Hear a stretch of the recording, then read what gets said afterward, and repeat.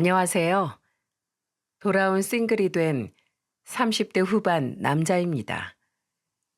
제 오랜 꿈이 행복한 가정을 이루는 거였는데, 이제는 그냥 인생을 즐기며 살고 있어요. 그래도 노총각으로 불리는 것보다 이웃남이 나은 것 같기도 합니다. 제가 워낙 긍정적인 성격이라 그런지 이혼하고도 정신적으로 힘들었던 적은 없었죠. 사실 이혼했다고 동네방네 소리를 지르고 다니고 싶을 만큼 속이 다 시원했어요. 그동안 답답하게 억눌러 왔던 제 속이 이혼 도장 한 번에 뻥 뚫렸던 거죠. 길고 긴 시험을 준비하다가 에라 모르겠다 하고 찢어버린 기분이었답니다. 제가 이렇게 이혼해서 시원하다고 하면 주변에 한 명쯤은 저를 탓하면서 이런 말을 하고는 했어요. 남들도 다 그렇게 살아. 지금 이혼하고 재혼하면 뭐 다를 것 같아? 어차피 결혼하면 부부는 사랑이 아니라 의리로 사는 거야, 의리. 친구 녀석 중 몇 명은 꼭 이런 말을 하면서 저를 탓하기도 했었죠. 하지만 친구 말처럼 부부는 사랑을 넘어서 의리로 사는 게 결혼이라면 저한테 이혼은 최고의 선택이었습니다. 왜냐하면 제 전처한테 의리는커녕 기본적인 예의조차 느끼지 못하고 살았거든요. 사람이 학벌 좋고 배운 거 많다고 해서 인성까지 좋은 건 아니었습니다. 저도 찢어지게 가난한 집안에서 오로지 공부만 파서 명문대를 졸업했지만 가보면 참 별의별 사람이 다 있더라고요. 그때 든 생각이 사람이 사회로 나오기 전에 가정에서 보고 배운 게 참 중요하다는 사실이었죠. 옛말에 밥상머리 교육이 중요하다는 말도 있지 않습니까? 비록 저는 찢어지게 가난한 집에서 태어났지만 부모님께 옳고 그름은 제대로 배우고 컸다고 자부할 수 있습니다. 항상 부지런한 아버지는 죽어라 일하셨지만 세상을 떠나는 그 순간에도 가난을 벗어나지는 못하셨어요. 하지만 아무것도 없는 집에 사랑을 심어주고 가셨죠. 저희 가족한테는 조금 특별한 비밀이 있었거든요. 가슴 아픈 비밀이긴 한데 저와 남동생을 낳아주신 어머니는 제가 7살 때 지병으로 세상을 떠나셨답니다. 한창 엄마 품에서 울고 때를 쓸 나이에 저는 슬픈 이별을 인정해야만 했죠. 그 후 아버지 혼자서 생계 두 아들 키우는 것까지 다 도맡아 했으니까 얼마나 힘드셨겠어요. 그러다 제가 중학교 2학년 때 집에 새어머니를 데리고 오신 거죠. 저는 친어머니가 돌아가신 자리에 새어머니가 생길 거라고 상상도 못했어요. 그리고 그때는 새엄마, 계모에 대한 인식이 안 좋을 때라 괜히 적대감까지 들었고요. 이런 제 속도 모르고 아버지는 저와 남동생을 나란히 앉혀놓고 진지하게 말씀하셨어요. 인사해. 여기는 새어머니야. 우리한테 엄마가 어딨어요? 난 절대 인정 못해요. 어허, 어른한테 그게 무슨 말버릇이야? 아빠가 널 그렇게 가르쳤어? 오늘 종아리 한번 맞아볼래? 소리를 지르면서 새어머니를 인정 못하겠다고 하자 아버지는 오히려 저한테 화를 내셨죠. 그런데 그때 아버지 옆에 있던 새어머니가 아버지를 말리며 말했습니다. 그렇게 몰아세우면 어떡해요. 애들 입장도 생각해 줘야죠. 애들이 저를 보고 얼마나 놀랐겠어요. 처음 들어본 새어머니의 목소리였어요. 하지만 그때는 괜히 심통도 나고 사춘기라 아버지도 새어머니도 모두 믿기만 했답니다. 왠지 새어머니와 친해지고 나면 돌변해서 저와 남동생을 구박하고 못살게 굴 것 같았죠. 그래서 저를 보고 환하게 웃으면서 반겨주는 새어머니를 보고 저는 화를 내며 소리쳤어요. 왜 남의 집에 함부로 들어와요? 누가 여기 들어오라고 했어요? 난 그냥 아버지랑 너희들 집에 오면 배고플까봐 미리 준비하고 있었어. 나 때문에 기분 상했으면 미안해. 아줌마가 미처 생각 못했네. 나가요. 당장 우리 집에서 나가시라고요. 그때 주방에 서 있던 새어머니를 보고 나가라고 소리치는데 아버지가 마침 집에 들어오시다 전부 보셨던 겁니다. 아버지는 얼굴이 시뻘겋게 달아오를 만큼 악을 쓰며 소리 지르던 저를 보고 거실에 있던 효자손을 들고 금방이라도 저를 때릴 듯이 소리치셨어요. 석진이 너, 내 집에서 당장 나가. 너처럼 버릇없는 자식 필요 없어. 내가 나갈게요. 아버지 혼자 저 아줌마랑 오래 사세요. 한창 사춘기를 겪던 저는 아버지가 고함을 치면 저도 같이 화를 냈죠. 화가 난 저는 무작정 집을 뛰쳐나와 버렸습니다. 밖을 나와 무작정 걷기 시작했는데 어느덧 해가 져버렸어요. 돈도 없고 배도 고프고 딱 거지꼴이었죠. 그런데 그때 뒤에서 누군가 제 이름을 애타게 부르는 소리가 들렸습니다. 놀라서 제가 뒤를 돌아보니 이마에 땀이 송글송글 맺힌 채 뛰어오는 새어머니가 보였어요. 새어머니가 제 가까이 올수록 눈에 들어오는 새어머니 모습은 저를 놀라게 했습니다. 집을 뛰쳐나오는 저를 따라 무작정 나오셨던 건지 신발도 짝짝이었고 초겨울 날씨에 겉옷도 안 걸친 채 뛰어오셨죠. 제가 멈춰서자 제 앞에서 숨을 고르면서 새어머니는 기쁜 목소리로 말하셨어요. 드디어 찾았네. 석진아, 너 보기보다 다리가 길어서 걸음이 정말 빠르구나. 아줌마는 뛰어야지만 겨우 따라잡겠다. 지금 저 따라오신 거예요? 왜요? 왜긴 석진이가 집을 나갔으니까 당연히 찾아야지. 왜? 아줌마 그냥 갈까? 나 그렇게 싫으니? 우리 집 돈 없어요. 그런데 왜 같이 살려고 그래요? 왜 그랬는지 저를 잡아준 새어머니를 보자 눈물이 왈칵 쏟아졌습니다. 그러자 새어머니는 제 눈물을 닦아주면서 다정한 목소리로 달래주며 말하셨죠. 석진아, 가족이 되면 어려움은 같이 이겨내고 즐거운 건 나누면서 사는 거야. 그래서 아줌마는 석진이랑 석호가 가족으로 받아주면 가난해도 마음은 부자처럼 살 수 있게 같이 있어 줄게. 너희가 천천히 마음 열 때까지 옆에 있어도 될까? 그때 처음 새어머니의 진심을 듣게 된 후 저는 새어머니와 같이 집으로 돌아왔어요. 처음으로 새어머니와 가족이 될 수 있다는 생각이 들었죠. 엄마라고 부르지는 못했지만 새어머니는 저희를 재촉하거나 다그치지 않으셨어요. 다정한 새어머니 덕분에 집안 분위기가 밝아지기 시작했고 아버지는 새어머니와 재혼을 하셨답니다. 이제는 이렇게 내 식구 행복하게 살겠구나 싶었죠.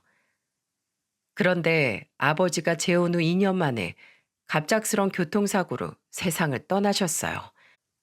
날벼락 같은 소식에 저는 슬픔과 동시에 두려움을 느껴야 했습니다. 이제 아버지가 돌아가셨으니까 새어머니가 저와 남동생을 두고 떠나실 것 같았죠. 그때 중학생이던 석호가 새어머니에게 다가가더니 어깨를 다독이면서 이런 말을 했죠. 울지 마세요. 힘을 내셔야죠. 이젠 아버지도 잊으시고 저랑 형도 전부 잊고 떠나실 거잖아요. 그게 무슨 소리야. 내가 너희를 왜 떠나? 어차피 아빠 때문에 같이 살았던 거잖아요. 이제 아버지 없으니까 우리만 두고 가실 거 다 알아요.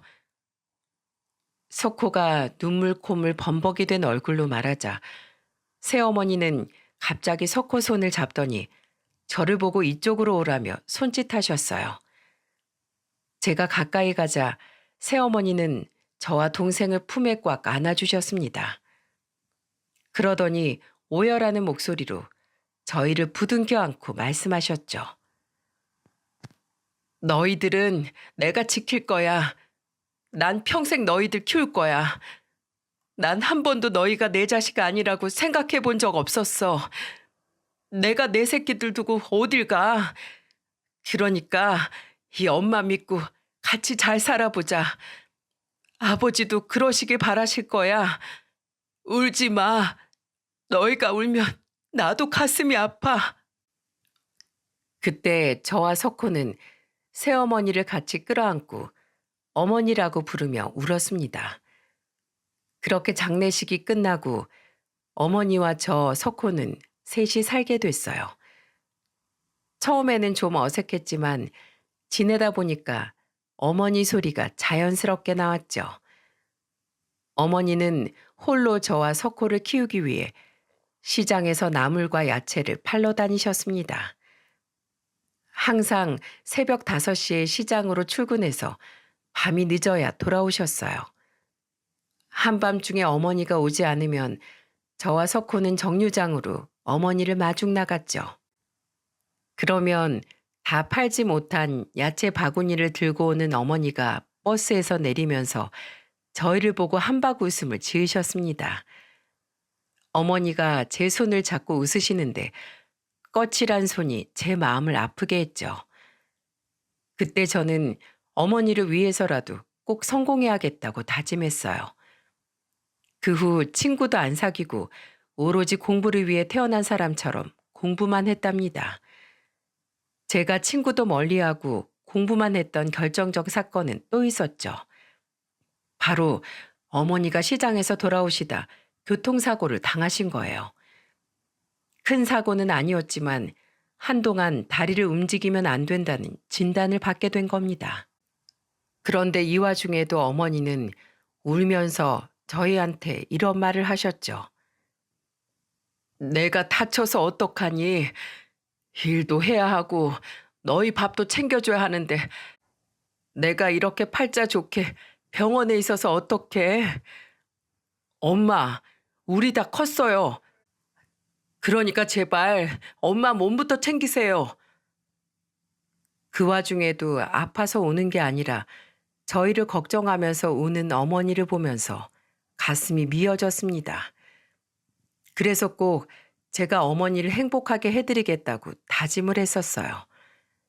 잠도 줄여가면서 공부한 결과 저는 군단위 시골에서 서울에 있는 명문대학에 합격하게 됐죠.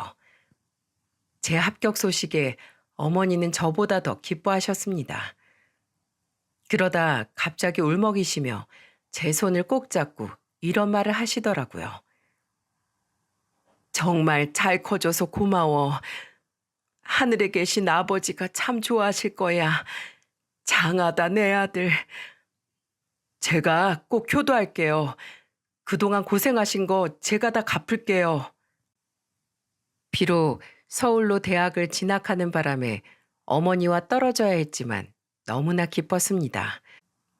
대학 진학 후에도 저는 번듯한 직장에 취업하기 위해 남들 미팅하며 즐길 때 오로지 취업에 눈이 멀어 있었어요. 그러다 제가 대기업 전자회사에 당당하게 합격하면서 이제야 제대로 어머니한테 효도할 수 있겠구나 싶었죠.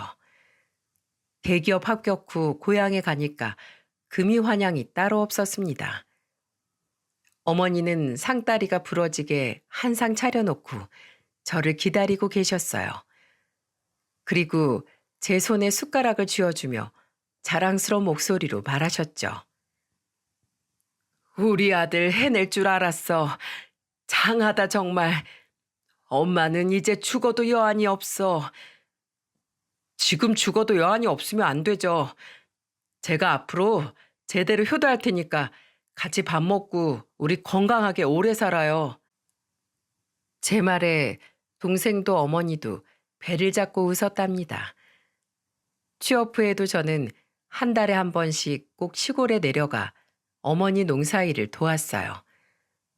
그리고 여름 휴가도 고향으로 내려가 어머니와 남동생이랑 지냈죠. 세상에서 저는 세 식구 같이 있을 때가 가장 행복했답니다. 그렇게 지내다 보니 저는 어느덧 30대 중반이었어요. 바로 이때 지인의 소개로 아내를 만나게 됐던 겁니다. 치과 의사였던 아내는 저보다 2살 연상이었죠. 카리스마가 있기도 하고 때로는 사람을 편안하게 해주는 모습을 보고 아내한테 끌렸던 것 같아요. 그래서 연애를 하다 결혼하게 된 거죠. 1년 2개월 정도 연애를 하는 동안 아내와 인생에 대한 고민을 나누기도 하고 비슷한 아픔을 서로 보듬어 주기도 했답니다. 아내가 29살이었을 때 장인어른이 지병으로 세상을 떠났던 거예요. 가족을 먼저 떠나보낸 아픔이 얼마나 힘든 일인지 알기에 저는 아내를 위로하면서 말했죠. 원래 사람이 든 자린 몰라도 난 자린 안다고 하잖아. 그래서 난 결혼하면 꼭 건강 챙기면서 살 거야. 애들 생각해서라도 가장이 건강해야지. 맞아. 부모가 건강해야 애들도 건강하게 잘 크는 것 같아. 결혼하면 아이는 몇 명이나 낳고 싶어? 워낙 애들 키우기 힘드니까 여자들은 1명만 원한다고 하잖아. 나는 2명. 내가 자매로 커서 그런지 외동은 좀 외로울 것 같아. 우리 애들은 2명 낳아서 4식구로 살자. 아내는 외동은 외로울 것 같다면서 2명을 낳아서 잘 기르자며 말했어요. 그래서 저는 아내와 결혼을 준비하면서 4식구가 행복하게 사는 상상을 하며 즐거웠습니다. 어머니도 아내를 처음 본 날 저한테 이런 말씀을 하셨죠. 여자가 연상이라길래 네가 잡혀 사나 했더니 성격 시원시원하고 좋네. 석진아, 행복하게 잘 살아. 너만 좋다면 이 엄마는 더 바라는 거 없다. 어머니의 말에 저는 정말 행복하게 살겠다면서 지켜봐 달라고 했어요. 그렇게 저와 아내는 부부로 살게 됐던 겁니다. 행복했던 상상처럼 현실도 똑같았다면 얼마나 좋았겠어요. 여자들이 시댁은 멀면 멀수록 좋다고 말하던데 지금 생각해보면 저도 처가와 멀었다면 어땠을까 하는 생각이 듭니다. 장모님은 결혼 전만 해도 저를 보면서 이런 말을 했었어요. 요즘 젊은 사람들 고생 한번 안 해보고 살아서 맨날 입만 열면 힘들어 죽겠다는 말만 하잖아. 그런데 자네는 그 모든 일을 극복하고 이겨냈으니 얼마나 가정에 충실하겠어. 안 그래? 사실 나도 내 딸 치과 의사 만들어 놓고 대기업 사위 보려니까 손해보는 것 같긴 해. 그래도 내 딸이 좋다는데 어떡하겠어? 똑똑한 내 딸이 자네를 딱 점 찍은 이유가 있겠지. 네, 장모님. 제가 대한민국에서 근성 책임감으로는 1등입니다. 1등. 그러니까 저 한번 믿어주세요. 그래, 똑똑한 내 딸이 골랐으니까 당연히 믿지. 우리 딸은 눈 감고 찍어도 정답만 찍는 애였어. 장모는 아내가 저를 고른 이유가 있을 거라며 분명 저를 믿겠다고 했었어요. 하지만 장모님은 저를 믿었던 게 아니라 오로지 아내만 믿었던 거예요. 결혼 후 장모를 보면서 이상했던 게 한두 가지가 아니었죠. 저는 아직도 장모만큼 이상한 사람을 본 적이 없답니다. 한 번은 제가 퇴근하고 집에 왔는데 장모가 거실 한가운데 팔짱을 끼고 앉아 있는 게 아니겠어요? 순간 신혼집이 아니라 처가댁인가 싶을 만큼 장모는 너무 자연스럽게 앉아 있었죠. 크게 놀란 저는 장모를 보면서 조심스레 물었습니다. 장모님, 평일에 여기는 무슨 일이세요? 내가 왜 왔는지 정말 모르겠나? 글쎄요, 오늘이 무슨 날인가요? 참나, 이제 내 딸 다 잡은 물고기다 이거야? 결혼 전에는 눈을 동그랗게 뜨고 잘하겠다고 호언장담하더니 그새 태도 돌변하는 것 좀 봐. 대체 뭐 때문에 그러시는데요? 내가 하루에 한 번씩 전화해서 내 안부 물으라고 했잖아. 자네가 저번에 매일 전화하는 거 힘들다고 해서 내가 이틀에 한 번은 지키라고 했지. 근데 왜 내 말 무시해? 지금 나 무시하는 거야? 나 혼자 사는데 화장실에서 잘못 미끄러져서 머리라도 다치면 어쩔 거야? 장모는 저한테 매일 안부 전화를 하라고 요구했어요. 처음에는 장모가 눈물을 글썽이면서 혼자 지내다 쓰러지기라도 하면 어떡하냐고 한탄을 하길래 몇 달 정도 전화를 하긴 했었죠. 그런데 제가 노는 사람도 아니고 회사에서 바쁠 수도 있는 거 아닙니까? 새로 맡게 된 프로젝트로 정신이 없어서 한 5일 정도 전화를 못 했더니 그것 때문에 집까지 쫓아왔던 겁니다. 저는 장모한테 솔직하게 제 사정을 말했어요. 장모님, 제가 요새 회사에서 새로운 프로젝트를 시작해서 너무 바빠요. 장난쳐? 내가 이래서 직장인 같은 거 만나지 말라고 반대했던 거야. 내가 말했었지? 우리 딸이랑 선보겠다고 사짜 직업 가진 남자들 줄을 섰었어. 걔네들 다 제치고 자네가 우리 집안 사위 됐으면 나한테 잘해야 될 거 아니야? 장모는 입만 열면 사짜 직업 가진 남자들이 아내랑 선보겠다고 줄을 섰다는 말을 했었죠. 진짜 미치고 팔짝 뛸 노릇이었어요. 그런데 그때 누군가 저희 집 초인종을 누르는 겁니다. 밖을 확인해 보니 처제가 서 있었죠.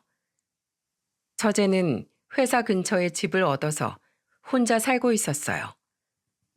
그때 장모가 하도 신혼집까지 쫓아와 저를 괴롭히니까 종종 장모와 저녁을 먹으러 왔었습니다. 그날도 장모와 약속을 하고 왔는데 집에 없으니까 바로 저희 집으로 달려왔던 거죠. 처제는 장모를 보고 다그치듯 말했습니다. 엄마, 여긴 또 왜 왔어? 내가 어째 불안해서 엄마 보러 온 건데 잘 왔네. 왜 이렇게 형부를 못 잡아먹어서 안달이야. 딸들도 엄마한테 매일같이 전화를 못 하는데 왜 엄한 남의 집 아들을 잡아? 내 사위한테 내가 그 정도 대우도 못 받아? 치과 의사 마누라를 뒀으면 저같이 말뚝에 대고 절이라도 올려야지. 누가 들으면 대통령 딸 시집 보낸 줄 알겠어. 그만하고 나랑 얼른 나가자. 형부도 쉬어야지. 이게 대체 몇 번째야? 신혼을 즐길 틈도 없이 장모 등살에 지쳐가는 저를 생각해 주는 건 처제뿐이었어요. 무슨 불만만 생기면 참새가 방앗간 들리듯이 저희 집에 오는 바람에 처제는 장모가 갑자기 어디 갔나 싶으면 이쪽으로 왔었죠. 처음 장모가 신혼집에 쳐들어왔던 날, 처제는 장모를 잡으러 왔다가 제게 이런 말을 했었습니다. 형부, 원래 우리 엄마 성격이 좀 특이해요. 아버지 돌아가시고 언니한테 많이 의지했거든요. 워낙 언니가 똑똑하기도 했고 엄마가 똑똑한 언니 제대로 한번 밀어주겠다고 치맛바람 날리고 다니셔서 보상 심리도 좀 있는 것 같아요. 그래도 제가 잘 막아줄 테니까 엄만 너무 신경 쓰지 마세요. 처제는 늘 제 편을 들어주면서 저를 위로했습니다. 그래서 그날도 처제가 장모를 데리고 나가준 덕분에 겨우 한숨 돌릴 수 있었죠. 하필 그날 병원에서 회식이 있던 아내는 조금 취한 채 들어왔어요. 그리고는 천하태평한 목소리로 저를 보며 이런 말을 하더라고요. 우리 엄마 왔다 갔다며? 둘이 얘긴 잘했어? 당신이 장모님한테 말 좀 해봐. 나 요즘 회사 엄청 바쁜 거 몰라? 요즘에 우리 엄마한테 문자도 하나 보낼 정신도 없는데 언제까지 회사에서 시간 쪼개가면서 장모님한테 전화하고 살아? 그럼 애초에 시작을 말았어야지. 애매하게 시작했다고 못하겠다고 하니까 우리 엄마가 저렇게 화난 거잖아. 솔직히 당신도 우리 엄마한테 전화 한 통 안 하잖아. 근데 난 왜 해야 되는데? 우리 엄마도 시골에 혼자 살고 계셔. 그럼 나도 노력할 테니까 당신도 좀 해. 됐지? 아, 피곤해 죽겠네, 진짜로. 아내는 제 말에 서로 각자 챙기자면서 귀찮은 듯 말했어요. 결혼하고 1년도 안 된 부부의 대화라고 믿겨지십니까? 장모만 아니어도 싸울 일이 없을 것 같은데 꼭 그렇게 저희 부부 일에 참견을 하고 나서는 겁니다. 한 번은 아내가 오밤중에 심각한 통화를 하고 있길래 병원에서 걸려온 전화인가 했어요. 그런데 아내 목소리가 점점 커지더니 대화 소리가 들렸죠. 그런데 아내가 전화기에 대고 불평 섞인 목소리로 이런 말을 하는 겁니다.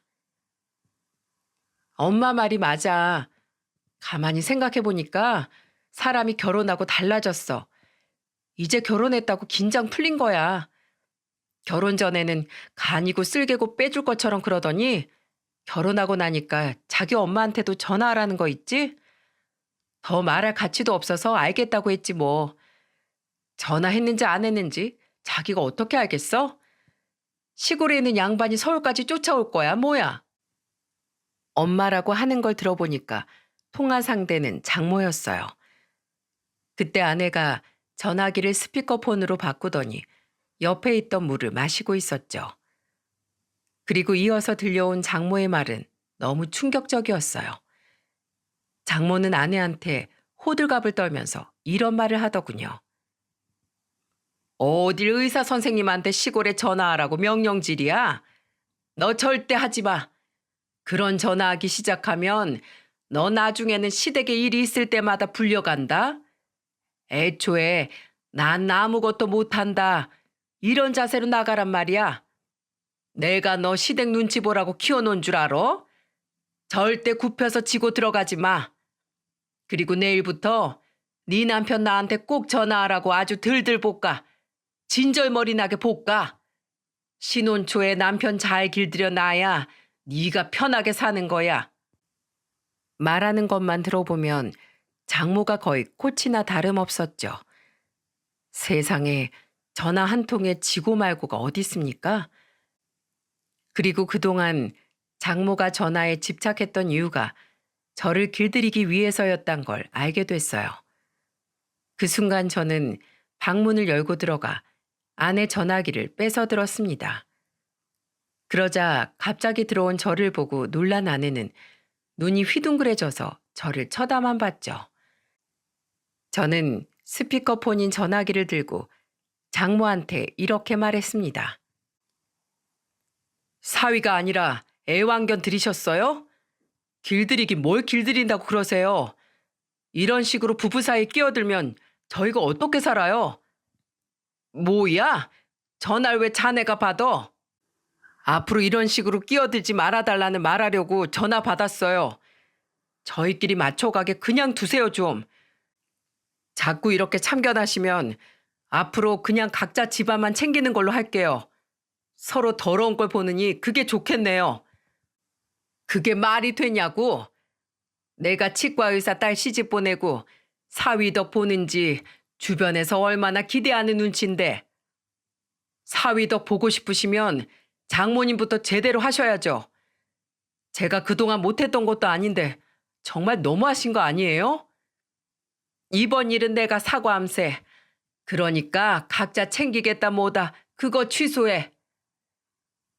장모 속셈은 결국 사위덕을 보고 싶었던 거예요.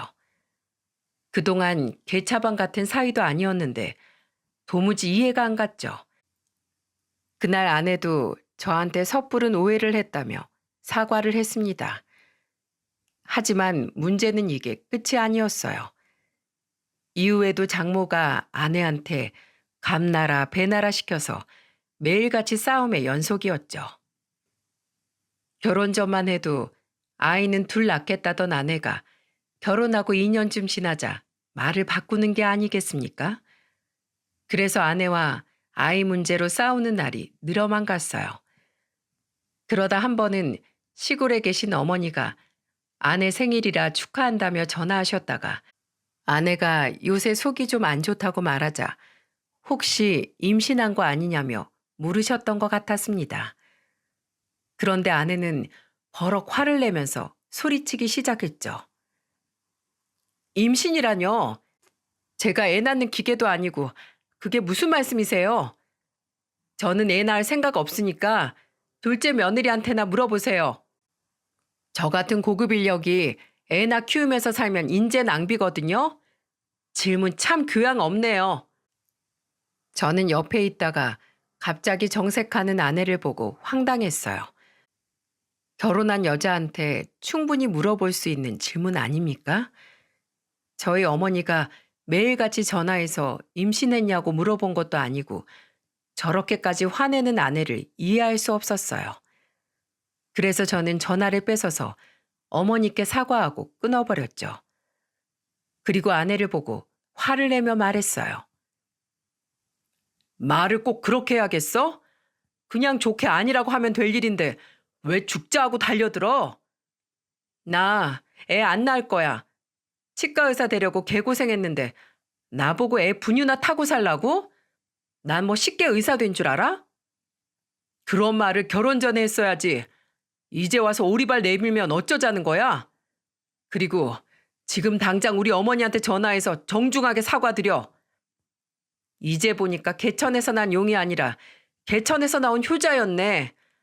나는 내가 잘못했다고 생각하는 일에만 사과하는 사람이거든. 그러니까 나 사과 못해. 아내는 끝까지 자기는 맞는 말만 했다면서 잘못 없다고 하는 거예요. 장모의 임신 문제까지 아내와의 결혼 생활은 걸림돌 투성이었습니다. 게다가 결혼 초반에는 아버지 기일에도 같이 내려갔었는데 이제는 핑계만 대고 안 가려는 거죠. 그래서 저도 처가를 없는 집 취급하기 시작했어요.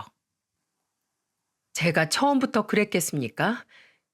임신 문제로 저희 어머니한테 하는 거 보고 오만정이 다 떨어져서 막 나가기 시작했습니다.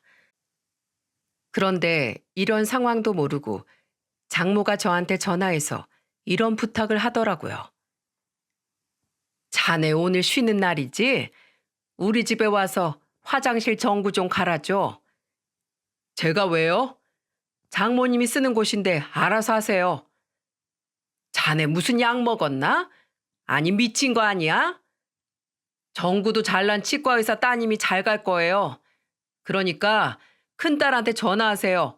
전구 갈아달라고. 우리 딸이 그런 일을 어떻게 해? 빨리 안 와? 저는 어머니 모시고 병원 가야 하니까 끊을게요. 전구 그거 심부름센터 부르던지 하세요. 아마 친어머니라서 전구 직접 갈아줄 거예요. 사이가 친아들도 아닌데 처가일에 나서는 건 오바잖아요? 저는 계속 소리만 질러대는 장모 전화를 확 끊었습니다.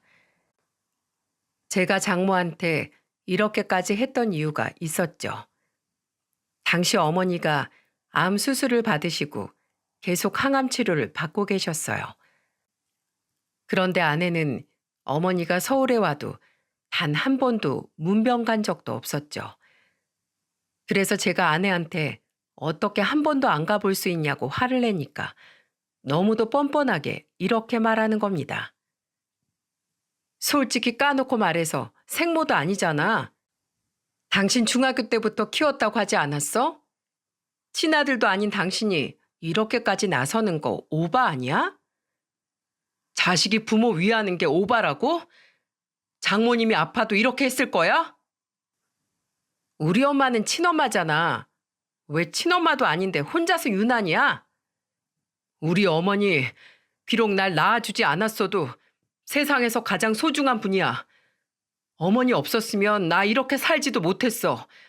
한 번만 더 함부로 짓거리기만 해봐. 대단한 효자 납셨네. 아우 진짜 하늘도 감동하겠다. 평생 효자 노릇하면서 사세요. 이 사건 이후로 장모가 무슨 일만 부탁하면 저는 친아들이 아니니까 나서지 않겠다고 했었죠. 장모가 노발대발하면서 쫓아오려고 하면 늘 처제가 나서서 장모를 말렸어요. 아내가 처제 밥만 닮았어도 이 정도로 결혼 생활이 파국으로 치닫지는 않았을 겁니다. 그렇게 매일매일 눈치 싸움하듯 살고 있는데 애석하게도 저희 어머니가 항암 치료를 견디지 못하고 제 나이 30 후반 무렵 세상을 떠나셨죠. 그래도 불행 중 다행이었던 건 남동생이 좋은 짝을 만나 어머니가 살아계실 때 손주도 안아보실 수 있었어요. 게다가 재수 씨가 자상하게 어머니를 챙겨준 덕분에 어머니가 조금은 고통을 덜 수 있었답니다. 항상 못 사는 모습만 보여준 저와 달리 동생 석호는 행복한 가정을 꾸렸죠. 저는 그래도 제 아내가 아무리 개차반 같은 인성이라도 장례식장은 당연히 올 줄 알았어요. 한창 잦은 부부싸움으로 냉전 중이라 해도 사람이 도리라는 게 있는 거 아닙니까? 저는 아내한테 어머니 장례식장 주소를 알려주고 같이 가자고 했습니다. 그랬더니 아내가 뭐라고 했는 줄 아세요? 당신 생모면 내가 장례식장 가서 안 나오는 눈물이라도 짰을 거야.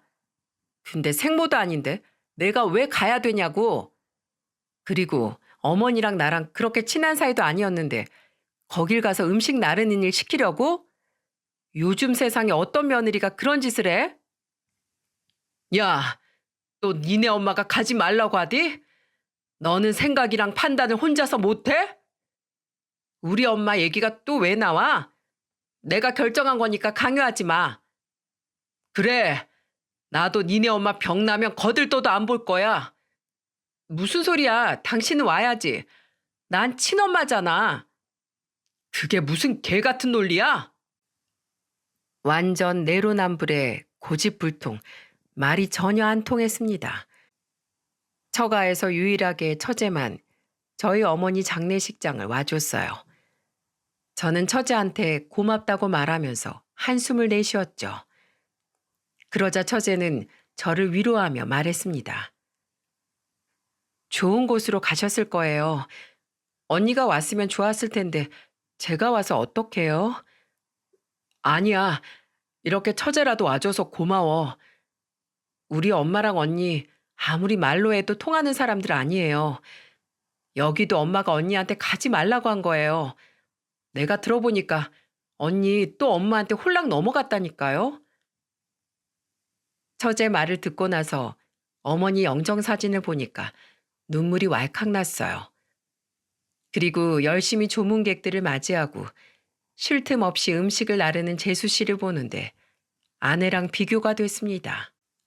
그리고 진짜 이건 아니다 싶었죠.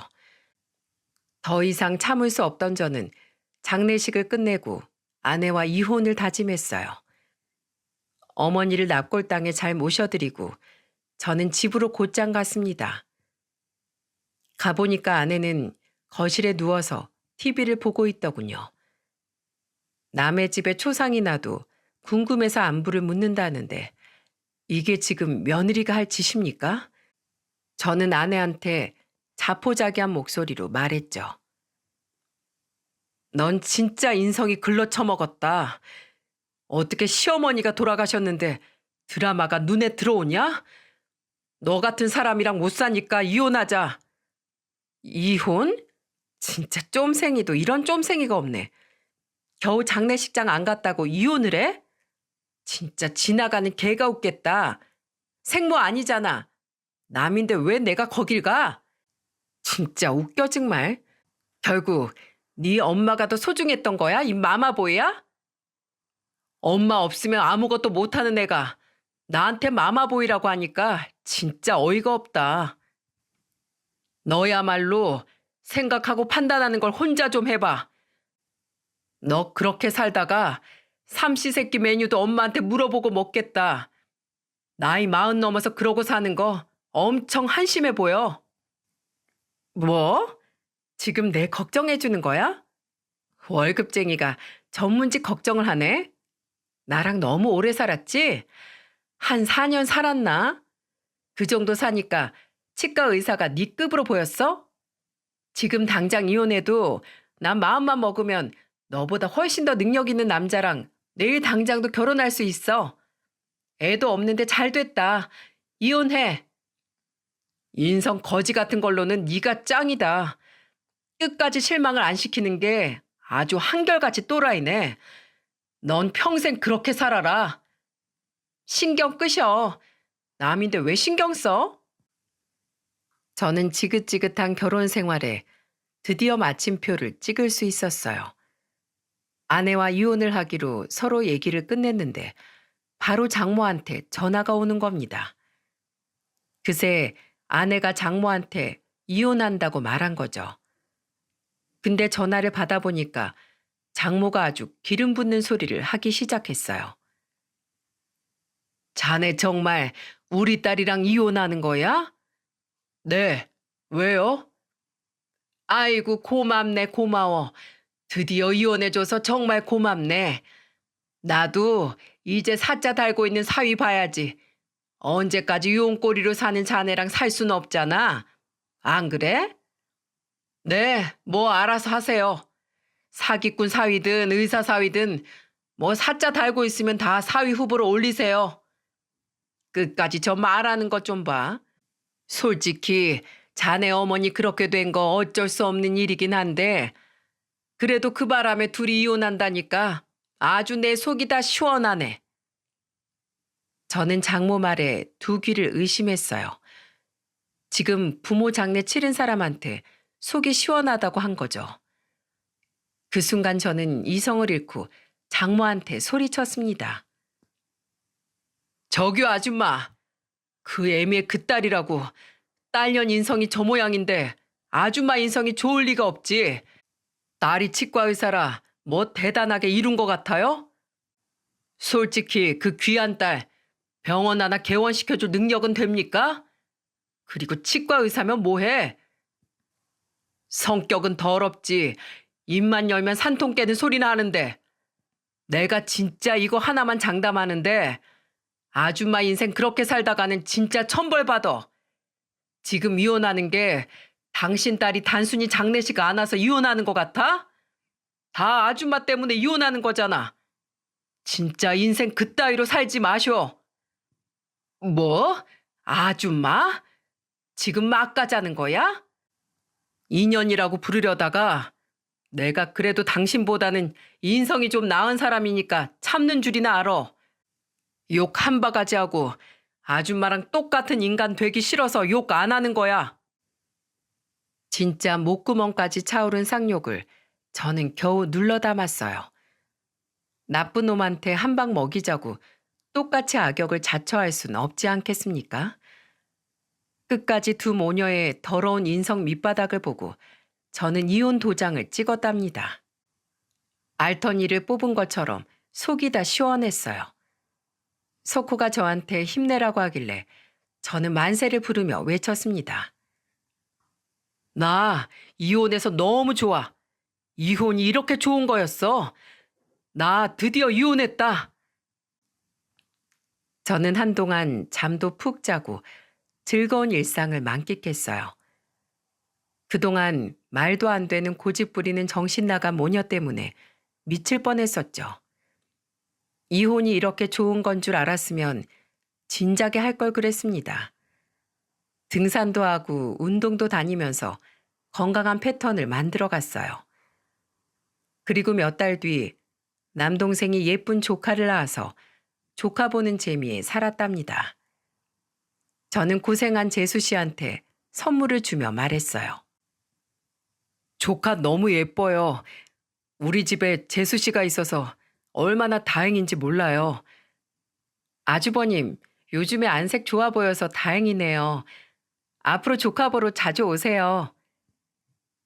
재수 씨는 저한테 편하게 조카를 보러 오라면서 말했죠. 그렇게 저는 일도 하고 조카도 보다 보니 어느덧 3년이라는 시간이 흘러 있었어요. 역시 만병의 원인은 스트레스라고 이혼하고 나니까 밥도 잘 넘어갔습니다. 그런데 이혼하고 3년쯤 지났을 때 전처한테 뜬금없이 전화가 온 거예요.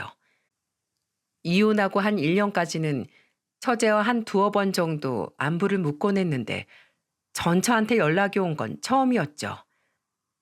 그리고 전처는 이혼하고 1년 뒤 의사랑 재혼을 했다고 들었는데 왜 전화를 했나 싶었습니다.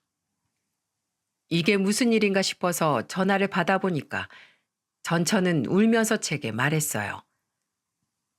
여보, 잘 지내? 지랄을 해라. 누가 여보야? 이혼한 지 3년이 지났구만.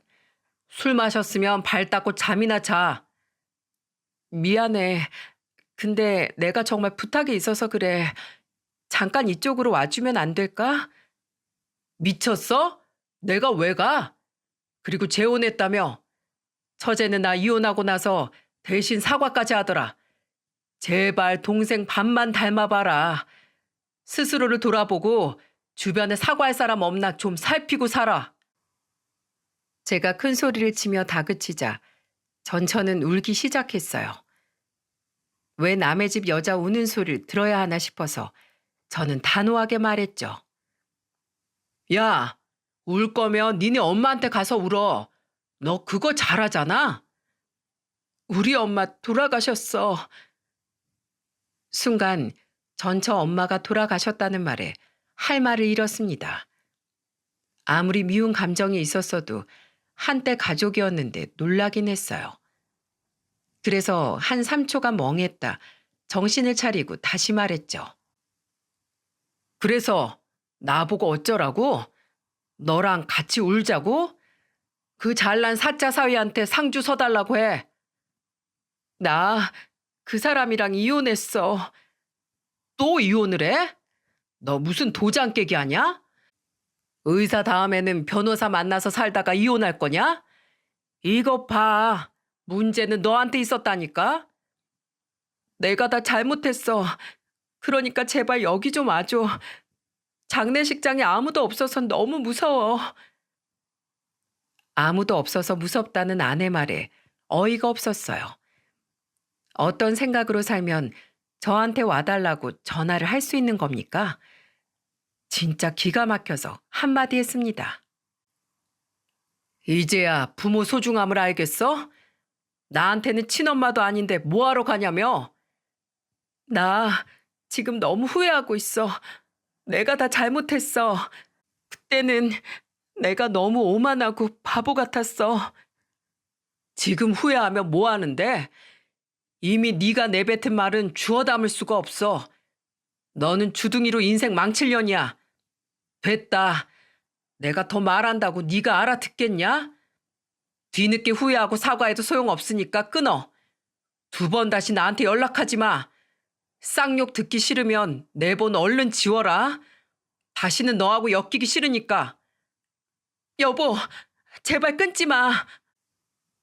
사람 쉽게 안 변한다는 말이 딱이에요. 아주 끝까지 내로남불이었죠. 세상에 저런 여자가 정말 있나 믿기지가 않으시죠? 사람 잠깐 보면 아무도 모릅니다. 인간에게는 다양한 면이 있고 같이 살아봐야 알게 되는 것들이 있더라고요. 직접 살아보고 실체를 알았는데 제가 또 저런 여자와 엮이고 싶겠습니까? 정말 지금 생각해도 어떻게 저렇게 뻔뻔하게 전화해서 와달라는 소리를 했는지 이해가 안 갑니다. 이혼하고 저한테 사과를 한 사람도 처제뿐이었죠. 전처가 처제 반만 닮았어도 더러운 꼴은 안 봤을 거예요. 이제는 전처도 완전히 연락이 끊겼고 더 이상 제 인생을 좀먹는 인간들은 한 명도 없답니다. 온전한 제 인생에 집중하면서 잘 살고 있어요. 조카도 제법 많이 커서 이제는 어머니 납골당에 같이 가기도 하죠. 얼마 전에는 할머니라는 말을 처음으로 하는데 성공했답니다. 하늘에 계신 어머니가 들으셨으면 좋겠어요. 아직은 할리라는 어눌한 발음이지만 하늘에 계신 어머니가 좋아하실 얼굴 눈에 선합니다. 제게 처음으로 가족이라는 보금자리를 알려준 어머니, 다음 생에도 꼭 어머니와 아들로 만났으면 좋겠어요.